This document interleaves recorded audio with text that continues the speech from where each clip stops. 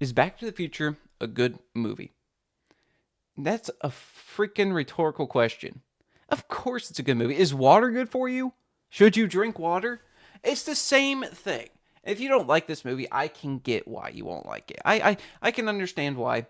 But this movie is great. I love this movie. And it really is such an iconic movie. It's very nostalgic for me. It used to be my favorite movie as a kid. And it's just something I wanted to talk about really quick. If you haven't watched the movie before, I would 10 out of 10 go recommend it before watching this video because it's just a phenomenal movie. It's great on first watch. It's so funny, comedic, and it has a good story to tell. It's a very entertaining story. But anyway, Marty McFly is this teenage kid. He just goes around Hill Valley. Basically, he gets sent back in time by a time machine. He comes back from, and he's trying to figure out how the way to get his way back to the present time. He gets transported back to 1955, where he's Doc Brown makes the time machine. They're trying to figure out how to send him back. They realize a lightning strike, clock tower, his whole mission. His mom has the little hots for her own son. He's about to disappear. Then he's able to get back into the future. Why the movie's called Back to the Future. It is a 10 out of 10 movie for me. It is funny. It has a great story to tell. And I'm just here to kind of explain the reasons why. For one, Michael J. Fox crushes the role as Marty. He is phenomenal at it. And also, there's something else I want to add. Apparently, the filming of Back to the Future was terrible. It was horrible. They originally casted Marty as somebody else because they wanted Michael J. Fox. They couldn't get him.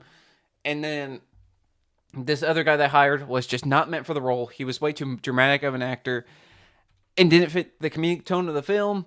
They filmed with him for like 3 weeks, fired him. Then they took a bunch of close-up shots of the cast without like Marty McFly, which this is kind of really impressive because I didn't even notice that at all while watching like the movie at all until I learned about it.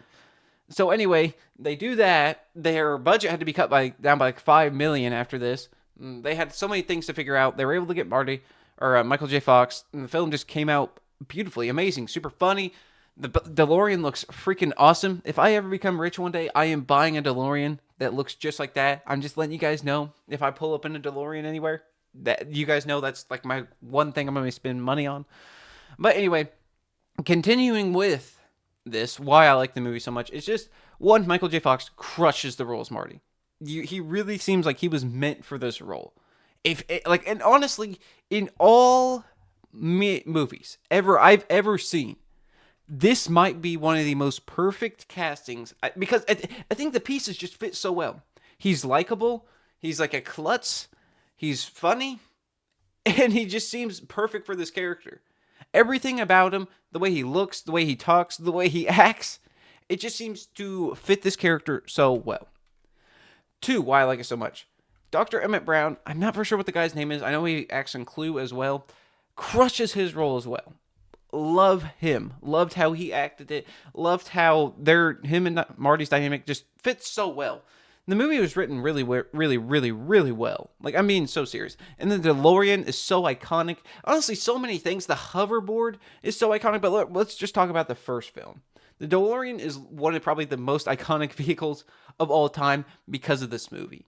I feel like if this movie did not have the DeLorean in it, we would not even know what DeLorean was. If you're also not for sure, DMC was a car manufacturer made by I think ex-GMC employee where they made DeLorean cars.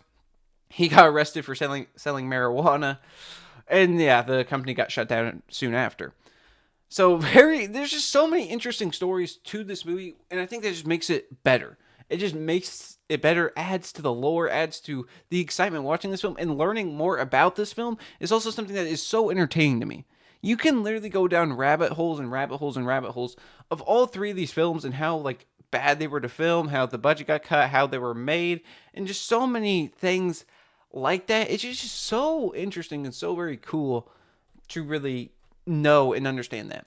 And to be honest, if I were to rank all three of them, again, I'm just gonna go crazy with this video. Again, it's like a 40-year-old movie at this point. If I were to rank all three films, I would have to say two is my favorite, one is second, and three is third. Honestly, the movie I go back to the most is one, because I just don't feel like you have to watch. It's the third one after the if I watch the second one, I have to watch the third. But if I watch the first, I feel like I don't have to watch the second. that's just kind of the way I am with it. But I genuinely love this movie. It's so cool to go back to. The visuals of it are so honestly pretty good for the time. The DeLorean again looks really good. The premise of it is meme to death now. How his mom had the hots for him. It's just very funny, a little weird honestly, but just a very funny storyline. Also, another thing that was interesting to me, George McFly, the guy who's casted for him and the directors did not get along whatsoever. They hated each other apparently. So in the second film, instead of because he wouldn't come back. Instead of doing that, they got a guy and just put a bunch of makeup on him, and that's why he's only like shown in like the old scenes. They just put a bunch of makeup on him. It's just another very just interesting plot point to me of how like honestly all these films just seemed like they just never were going to work. Also, Marty's girlfriend in the first film didn't come back for the second one, so they just recasted her. They didn't try to cover it with makeup or anything. But it's just so interesting to me how many different moving plot points there were with these movies. This was not a perfect filming session at all, but the movie somehow came out and is just so good and rewatchable. This is legitimately one of the most rewatchable movies I think has ever been made. Every joke is timeless, really. I feel like the movie never gets old. It's just always exciting to watch, see the visuals, and honestly, like, kind of get more nostalgia each time you watch it. And like how Hill Valley looks, I think Hill Valley, like the town, looks great.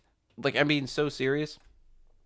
They definitely had a smash hit when they signed this movie to come out. There's not really much else to add. Again, this is probably top 3 of my favorite movies of all time. Not because it's the best story, not because it has the best visuals, just the rewatchability, the nostalgia I have for it, and how just fun it is to watch, and how it's just became a pop culture icon. Like, this is one of the most iconic things of all time is Back to the Future. It's so cool, so easy to rewatch, and yeah, happy 40th anniversary Back to the Future. So yeah, that's really about it. And as always, have a great day.